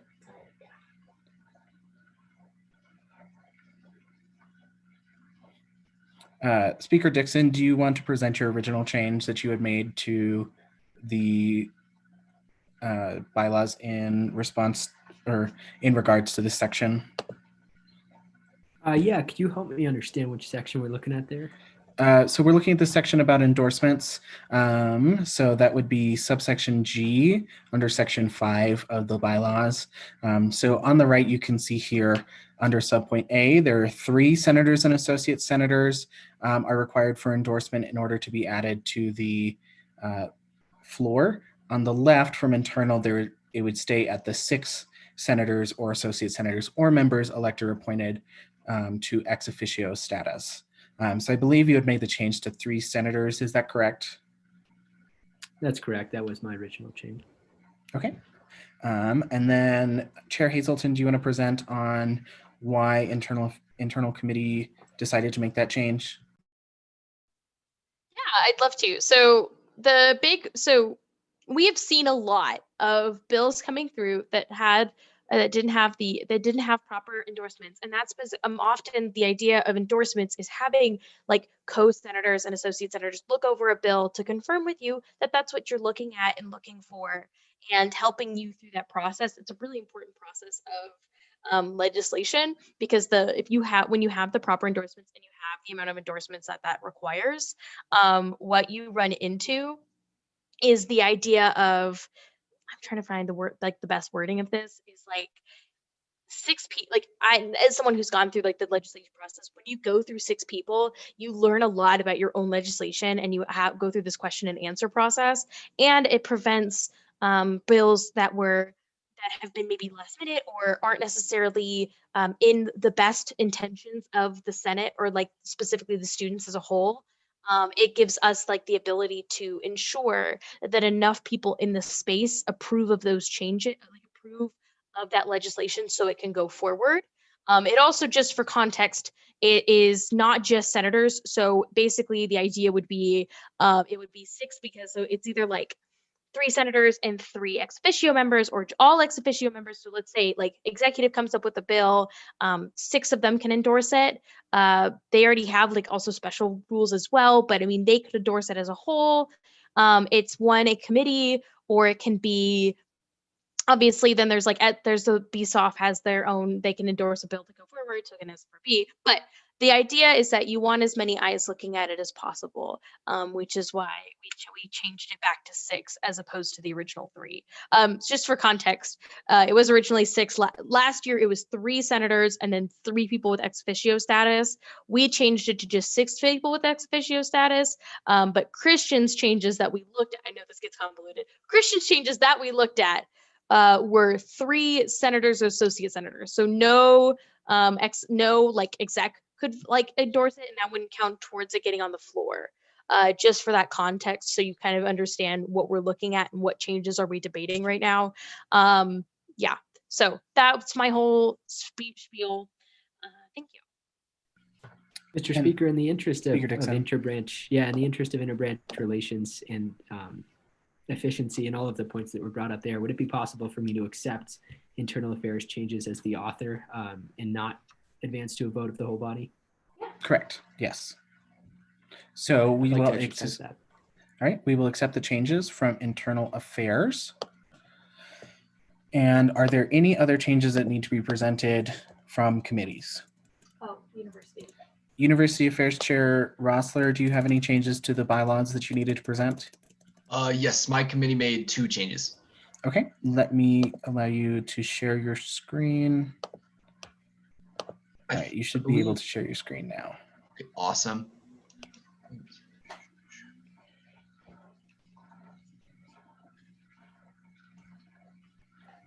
All right, everybody see that? Yes. Awesome. So I believe that this first change overlaps with actually both other committees' changes, but so we made the change that associates shall document 1 hour of internal committee, 1 hour of their college council or SDPS meeting if applicable, and 1 hour up to the discretion of the associate, as outlined in the 50th Senate's job descriptions. Speaker Dixon, do you accept or reject those changes? Chair Rossler, could you highlight one more time? It's section A, subsection A. It is it's section 8, subsection B. Yes, B. It's just the B is marked out, but the change was what's highlighted right here. So it just decreased the hours by 1 and gave that extra hour up to their discretion rather than to be one or the other only. And just so you're aware, Speaker Dixon, this is duplicative of the change you've already accepted. So if the change you accepted on internals, it would be, if you accepted this one, it would override that change because you've accepted it more recently, just for context. Yeah, so Chair Rossler, I'm going to reject that, and I think with the stipulation that last part that says in the 1 hour up to the discretion of the associate, I think it's implied. I don't think it's, I don't remember if that was stated clearly, but I'm going to reject it on the notion of the first 2 parts, if that's all right. Yeah, definitely understood. Yep, I was under that impression as well because it was redundant. And then the one other change that was made was down in rules. It was in decorum. Yep, so rule 7, decorum, and it was section B, subsection D. We added profanity, slurs, and disrespectful body language / gestures. And so we just added the disrespectful body language / gestures. And that was just, and our reasoning for that was because we are virtual, you can, there's body language that's done and performed, and that does have an impact on people just as much as words may. So we wanted to include that as well. Sounds good. Yeah, I accept that. Awesome. Those were our only changes. Okay. I do have a point of information. Yes, Chief of Staff Awesome. Sloss. What is just I'm curious, how are we, or is there like boundaries or guidelines for how we determine that? I'm sure like some people might slouch in their chair like when they're watching a Zoom, and I don't want that to, I'm sure that's not meant to be disrespectful, or offensive, but some people might take it that way. So is there like any grounds or way that we're going to classify what that looks like? Chair Rossler, do you want to? I'm sure like flipping someone off is inappropriate body language, but like in terms of the line between where it goes from inappropriate to appropriate. Mm-hmm. Yeah. Yeah. Sorry. Go ahead, Chair Rossler. My guest. So that would be up to the chair at the moment of the meeting. Other members of the body, including executive members and judicial members, can ask for decorum in the Senate space. You can always message myself, Christian, any of the chairs, any of the officers to make us aware of that. And we can address it either personally or as the leadership of the Senate. But the chair ultimately has the responsibility to hold Senate accountable for those actions. And really it's up to them. The body can overrule that if that's what they wish. But that's just to give some of the context. Sounds good. Thank you, Tristan. Mm-hmm. And Speaker Pro Tem Reyes, do you mind if I ask, is there a document that you can think of that outlines that more specifically? I think I'm thinking of the CSU conduct code or any documents like that that we would want to link to for reference. You could link to the code of conduct if you would wish. I believe under parliamentary procedure, it would be up to the chair's discretion or the body to hold that member accountable for any disrespectful body language or gestures during the Senate session. Okay. So I accepted that change, and we'll leave it in the meantime. I'll pass it back to you, Mr. Speaker. And then Associate Senator Levitt, did you have a point of information or question? I'm still a little unsure about what it is. Does that hold for anyone that's in our Senate space being held accountable for those gestures? Oh, wonderful. Thank you. Correct. Yes. So would that have been a point of information or clarification? Yes, I believe clarification. Okay. So anyone in the Senate space is held to the standards of Senate. And so Christian, as the Speaker of the Senate, and if he's chairing at that point, has the duty to hold people in the Senate space accountable. If I'm chairing at the moment, like I am now, that would be my responsibility, but the Senate space can also hold people accountable. I believe Chair Hazelton has something to say as well. Yeah, just a point of information. And this is the downfall of old people in Senate. Point of clarification isn't a real point. We just started using it and just kind of went along with it. So just for understanding, there's a point of order, which is parliamentary procedure. So if like someone interrupted me just right now, that would be a point of order because they should be speaking out of turn. Point of information is I have a question or I have a statement that is pertinent to what we're doing in the moment. And last point of personal privilege is I can't hear you, I can't see you, I don't understand. Like I am not like the accommodations I need in this space are not being met. So yeah, point of clarification doesn't exist. If you hear someone saying it, it happens to the best of us. This is a pretty much, I know I'll do it because that's what the space I was brought up in, but just for a future reference. But yeah. All right, seeing that, I'm going to be moving into 30 minutes of discussion and debate on this resolution with the first hand raised. Speaker Dixon? I just had a quick motion, if I may. Would you be able to pull up the document, Chair Hazelton? I was remembering Section 5, Clause B, that we wanted to add a quick. Yeah, if I would like to make a motion to make that change. If you could pull up the document, that'd be wonderful. I second that motion. Yeah, I can definitely do that. Okay, so oh goodness, it's my family. Look at that. Incredible. Who'd have thought? Anyway, sorry. I can remember how to use technology. So what Speaker Dixon is referring to is oh goodness, now I've gone missing. It's okay, we'll find it. Do you know? Oh, Section yes, here it 5, is. Clause So B. Section 5, Clause B, resolution shall deal with the opinions in Senate and the adoption of bylaws. So the adoption of bylaws is what we do at the beginning of a Senate year. And correct me if I'm wrong, Speaker Dixon, but the change we want to make, and I can write it out just for simplicity's sake. So the adoption or amendment of bylaws. Yeah. All that does, it's super simple. That means if we decide halfway through the year that, oh my goodness, this is like horrific and we need to change this immediately, we can. As the current bylaws stand, we could only adopt the 50th Senate bylaws because they have to be looked at every year and they have to be updated every year. So just quick fun legislative process information. That's why the change is made. But he will have to put that to a vote because it was not made in committee. And so we're going to have to vote on that to pass that or not. Yes. So the chair would entertain seeking unanimous consent for that amendment. I seek unanimous consent in putting that amendment to the Section 5 clause for whatever the chair would seek to put in. Yes. So that would be the or amendment of bylaws. Is there any dissent from that? That seeking for unanimous consent? Hearing no dissent, that amendment is adopted. We will continue with discussion in debate. Is there any discussion in debate?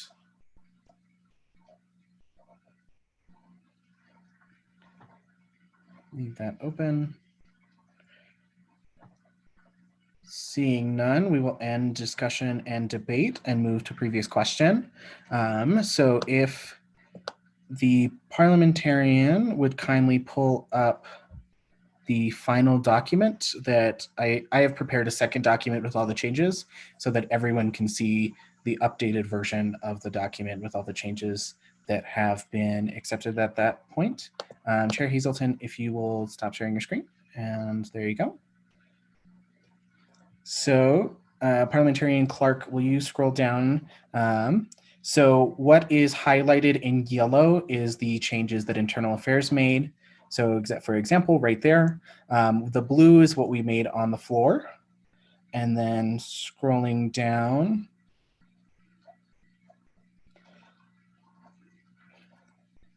the red is the budgetary affairs changes. And then that one, so the subpoint F, Parliamentarian Clark, if you will change that to 2 hours, and then the third hour will count as an office hour.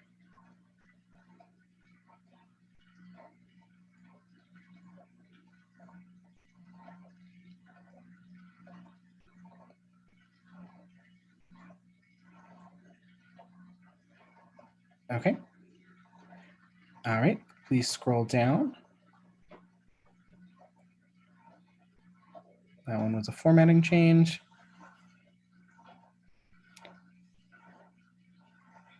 And I believe that is the last change. Okay. That is the change that University Affairs made. And that is the end. You may stop sharing your screen, Parliamentarian Clerk. Chair Hazelton, did you have a motion? Yeah, seeing as there's no discussion and debate, I'd like to make a motion for unanimous consent of acceptance of the bylaws. I would dissent to that motion. All right, Senator Hill, you dissent to the motion for unanimous consent. So we will move into a roll call vote. Give me one moment.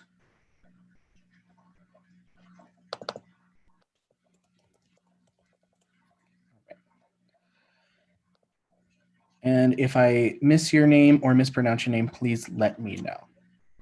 All right. Senator Athey. Yes. Senator or Chair Boyanko. Yes. Senator Carrillo. Abstain. Senator Dennings. Yes. Senator Den. Okay. Senator Jorup. Yes. Senator Eldry. I'm so sorry. Senator Ayla. You present? Chair Hazelton. Yes.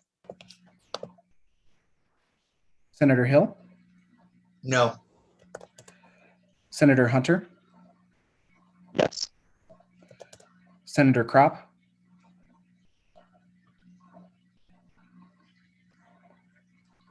Senator Kropp, are you present? Senator Ling. Yes. Senator Lowry. Yep. Chair McCall. Yes. Senator McMahon.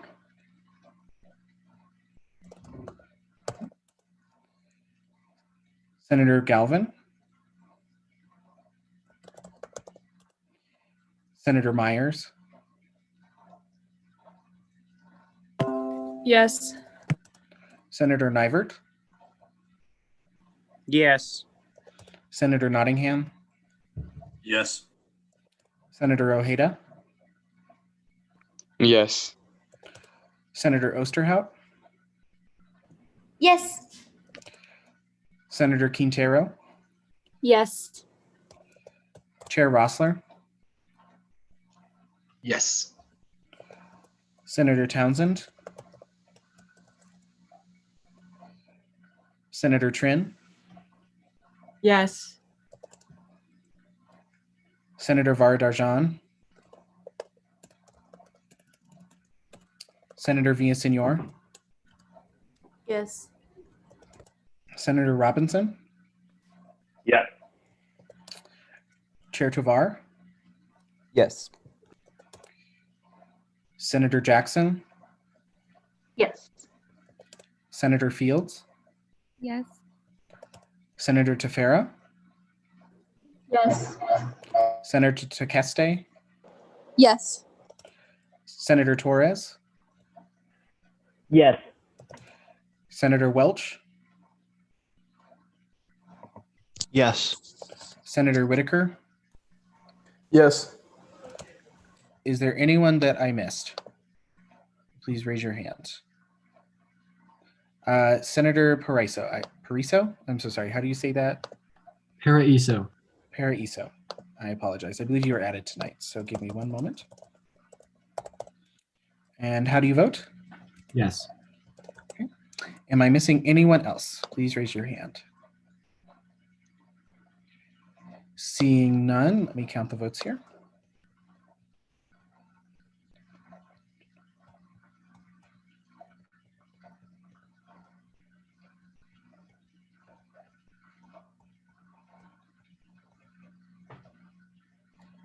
All right, with a vote of 28 to 1, the new bylaws are adopted. Speaker Dixon, I would turn the chair back over to you. Thank you, Speaker Pro Tem Reyes. Thanks for the vote, friends, on that. With that, we'll advance to Resolution 5003, Remote Learning, written by our very own Senator Miles Robinson. You have the floor, my friend, for 10 minutes. Yeah, thank you. So since last time, no real changes have been made other than some more individual endorsements, and it was also endorsed by University Affairs Committee. I'll just reiterate again that this is a statement of support of the SDC and all the different actors that have been involved in the creation of this platform to promote accessibility and to promote universal design going forward. So if there's really nothing new I have to say about it. Yeah, I'll kind of end it there. If there's any questions or anything like that, I'll try and answer them as best I can. Thank you, Senator Robinson. We'll open up 10 minutes of questions for Senator Robinson. All right, seeing none. Seeing none, we'll advance to 20 minutes of discussion and debate on this piece of legislation. Senator Nottingham, was that a question? I have one clarification only because I caught the tail end of it while we were scrolling through. I believe there was a typo on the spelling of the president's name, Hannah Taylor's name. I don't know this, but I believe there's an H at the end. That's all though. I yield after that. Okay, Parliamentarian Clerk, could you share that again just to make sure that's reflected? And since that's a clerical change, we'll just down at the bottom, I believe. Right. I think it's in whom it's going to be sent to. President Hannah Taylor, that looks okay. You scroll down a little bit more. I thought I saw it. If I didn't, then I apologize. That's all I saw right there.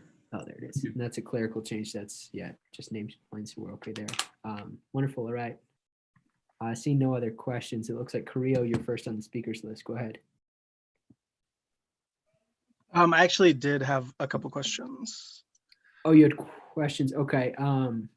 Yeah, since there was a slight delay there, we'll maintain that. So we'll say we're still in the 10 minutes of questions. Carrillo, go ahead. Okay. So these questions came up during the College of Natural Science College Council meeting. So I just wanted to ask on behalf of the members there. The first question was, what platform, do you know what platforms are going to be added as far as support, or which ones are going to be continued to use?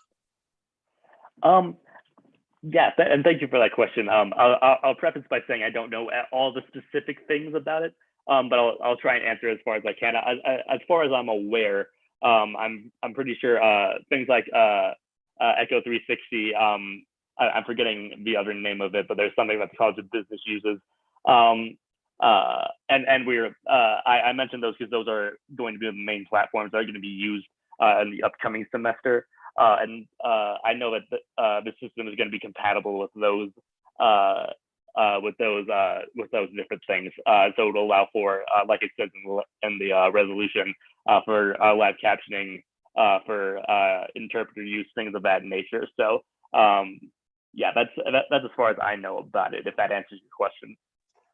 Yeah. The rest of these questions, they are pretty specific, so you may not know the answer to any of them, but I wanted to ask them just because they were questions that they had. Yeah, go ahead. And if I can't answer them in specifics, then I'll direct you to Brittany Otter, who's credited as a collaborator, and she's a part of.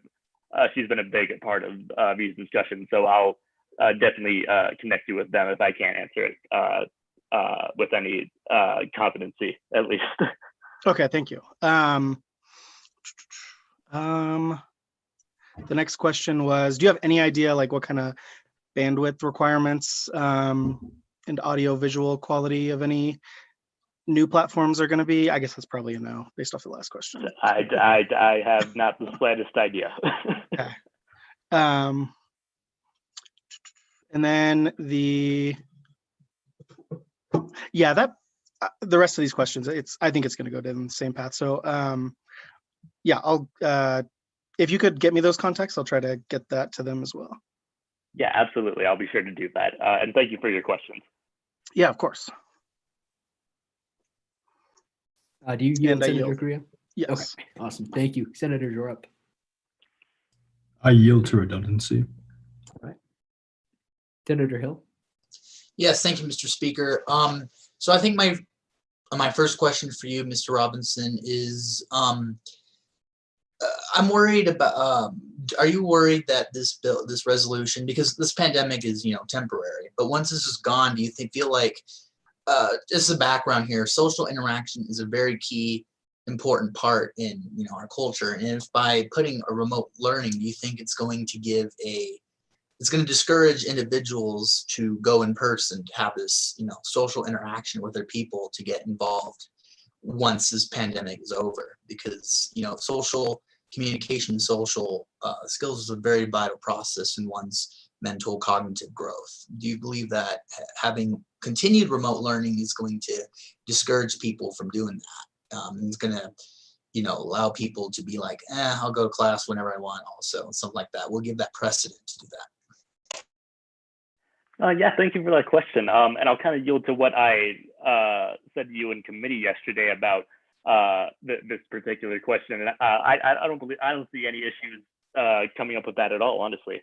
And I say that because we've been having discussions about how this remote learning, while most students may not find it particularly helpful to their own learning, I know at least personally that's my point of view about it.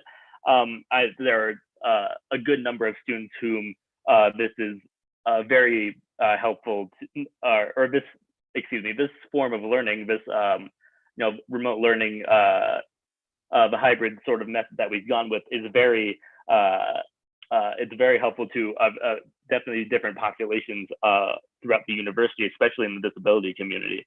So I think that just going forward, it's better to have these things in place so that there is an accessible space for that. And even if no one is to take that option, this pandemic is still here for the foreseeable future. And so we should not be denying students who need this access, the access that they need for just to get the education that they're paying all this money to get. So yeah, that's sort of my answer on that. I hope that's sufficient. Thank you. It does, Senator Robinson. Appreciate that. I yield. Thank you, Senator Hill. Any other questions? Otherwise, we'll advance to discussion debate. All right, seeing none, we'll open 20 minutes of discussion debate. If anyone is wishing to speak on this legislation, Associate Levitt, go ahead, and then Senator Athey. Thank you, Mr. Speaker. I just want to acknowledge that remote learning has been happening for many decades. It's called online classes. This is nothing new. I doubt that remote learning, continuing to have accessible remote learning, will detract from that. I think it will actually increase the accessibility for students that can't make it to in-class persons to go online remote learning. Furthermore, I think with our online world that there is social interaction that can be gained from online learning, as I'm socially interacting with all of you right now. Thank you. I yield my time. Thank you, Associate Levitt. Senator Athey. I'd like to bring up that we as a community of ASCSU say all the time how we're trying to make things more accessible and more inclusive. And I think supporting the work that all of these people are doing is a great step in the right direction. I'd also like to thank Senator Robinson for writing this, because this effort is going to make a huge difference for so many students. And I think that getting ASCSU's membership to support this transition is going to help make that transition easier for the spring semester. Thank you. I yield. Thank you, Senator Athey. Associate Cruz Arizola. Yeah, I think kind of echoing what everyone else is saying, like while we might not have online classes all the time for the majority of students, there are other students that wow, okay, ew, that sounds gross, but that do attend, what is it called, online classes. We also have virtual online orientation sessions for students that can't make it, that come from like states like Hawaii or Alaska that can't travel or are international. So that will definitely help out for accessibility issues. And I know I used to work at the PACE Center, and they do have like videos, and so outlining how to do stuff. So I think that could also make it more accessible to students. So I think while this situation is temporary, there are still a lot of other ways that it can be used permanently. Thank you, Associate Cruz Arizola. Senator Osterhout. Hi there, y'all. I'm in full support for this bill. I was wondering if there's any motion we can do to just, speed this along, because I feel like we're all in agreement that this is very beneficial and can aid accessibility all across campus and off campus, and I don't see why it wouldn't get passed or anything. So motion to previous question, Let's Seconded. go. Senator Ostrowski, would you be willing to let up? Senator Hill put his hand down, so I'll enter. Oh, he put it back up. Yeah, I just want to say one thing. Senator Ostrowski, would you be okay with that with him saying, and then we'll jump right to that motion? I will motion to exhaust the speakers list with my hand up. I'm not. So I can be the last one if to respect Senator Osterhout's. In the interest of time, Senator Hill, I think that's redundant, but we'd love to hear what you have to say, and then we'll jump to Senator Osterhout if that works for that motion. Okay, yeah. I was just saying that, yes, I'm going to vote in support of this bill.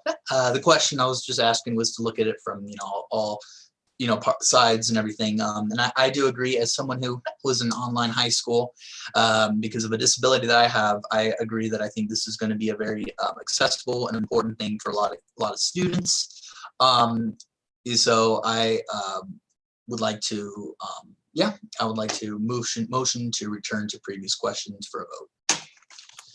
Awesome. Thank you, Senator Hill. And since there's nobody else on the speakers list, we're automatically going to advance to the vote on this piece of legislation. So no need for that motion. So please stand ready. Parliamentarian Clark. Can we motion for unanimous consent? I'll entertain that. Is there any dissent to unanimously passing this piece of legislation? All right, seeing none, congratulations, Senator Robinson. Let the record reflect a unanimous vote here.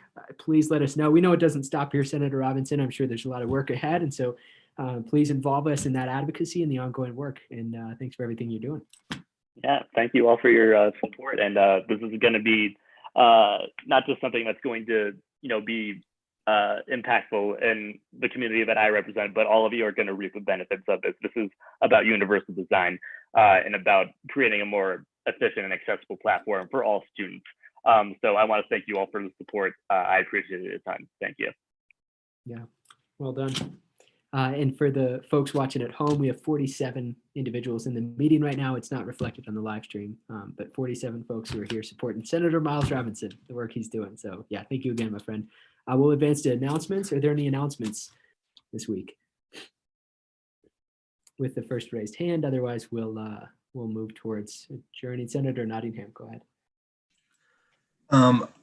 My announcement is just to echo what I said previously at the beginning of the session, that the U+2 meeting tomorrow for Collins City Government is incredibly important, and your voice is incredibly important, and that I hope that you all and everybody who you think might be interested will be able to come to that. If you need any more information, please reach out to me, and that's all. Thank you.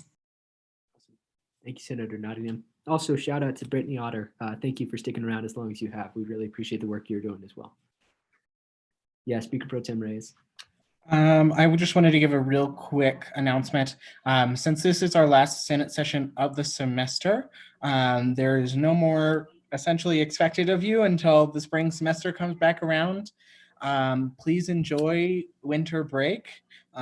Good luck on finals. It's a stressful time for everyone, and especially so with finals coming around. So yeah, so as far as that goes, from here on, no office hours requirement, no committees that are meeting. Obviously, if you have meetings or anything, please feel free to log those or send those my way.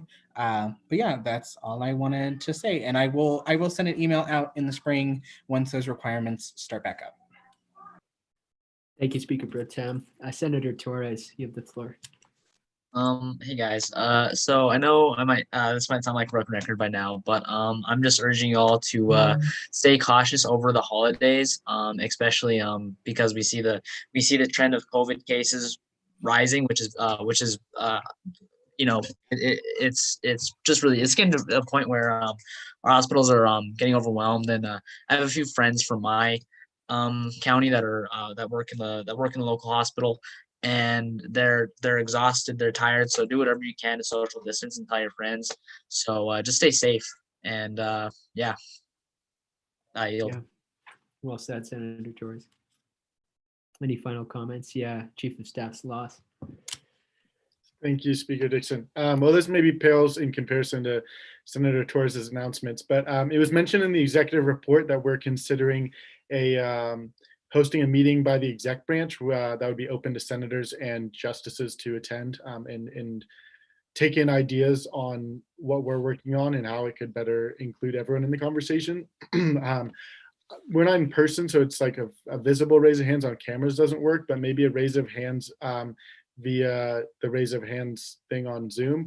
If you would be interested in attending a meeting like that to get an estimate of if that would be valuable to try and set that up and host that come spring. Okay, it looks like we maybe have a number of senators are interested. So I think I'll be in touch about that through executive reports or announcements on the weekly announcement, but I think that's something we might look at setting up. Wonderful. Thank you, Chief of Staff Sloss. I also took a screenshot of that, so if that's helpful, I don't know if you got that on your end.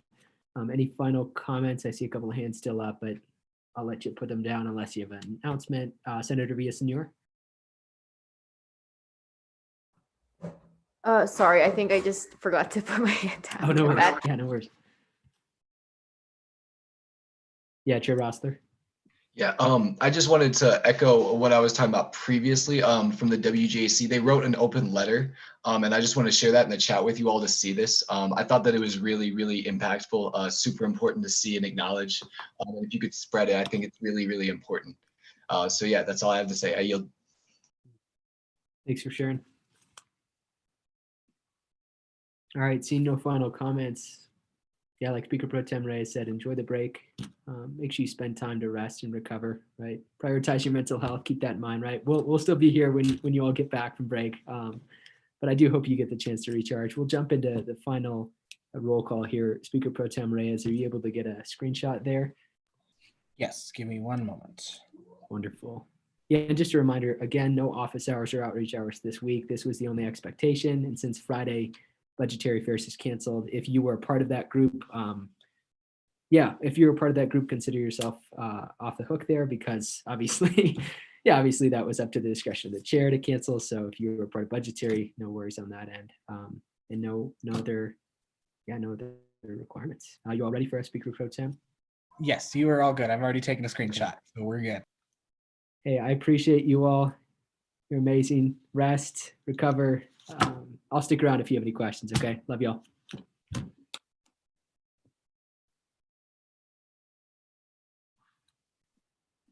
Are we officially adjourned?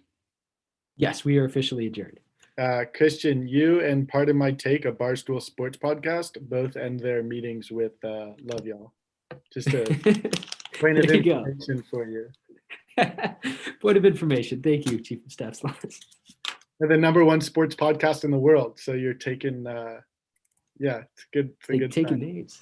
That's right. ASCSU Senate will be #1 podcast. You just give us time. A 4.5 hour long podcast with the senators from ASCSU. How about that?